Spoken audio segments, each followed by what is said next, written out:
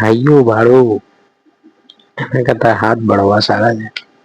આજે મારી સાથે પણ એવું થયું, એક મિત્રને મેં મારું કામ સોંપ્યું હતું કરવા માટે, પણ હવે એ મિત્ર એવું બન્યું કામ થયું તો એવું ના થયું. એ કામ હતું લગભગ 10 મિનિટનું, પણ આજે હું રવિવાર હતો, ઘરે હતો ને મેચ રમવા ગયા હતા. મેચ રમવામાં ઘણો ટાઈમ થયો, એ મિત્ર ફ્રી બેઠા હતા, લાવ તું કરી આવીશ?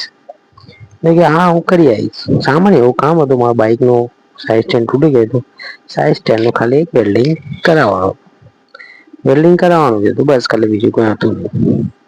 તો ગયો લગભગ મને કોલ કરી કે જાઉં છું 5 મિનિટ ગયો ના ગયો છે. લગભગ મેં બપોરે 12 વાગે કહ્યું મારી મેચ છે, મેચ જમી પછી તું ત્યાં આવીશ, ત્યાં સુધી થઈ જાય બાઈક નું સાઈડ સ્ટેન્ડ કરાવી દે. હું લગભગ 4 સાડા 4 મને કોલ કર્યો તો કે હજુ બસ આ નીકળ્યું. છેલ્લે 5 વાગે નીકળ્યો સાઈડ સ્ટેન્ડ કરાવવા તો ગયો હતો, સાઈડ સ્ટેન્ડ જે હતું એ તૂટી ગયું, એટલે હું એને આપ્યું તો ભાઈ ચાલુ બાઈકે સાઈડ સ્ટેન્ડ પડી ગયું એનાથી.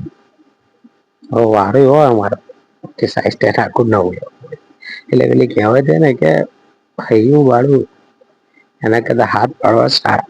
એટલે એ જ વસ્તુ હું જાતે ગયો હોત તો સારું હતું, તો હું સાચવીને કેર કરીને લઈ જતો, એ મારી વસ્તુ જવાબદારીની વસ્તુ. એટલે હવે મારે ₹350 ઉઠી લગભગ નવું સાઈડ સ્ટેન્ડ નખાવાનું.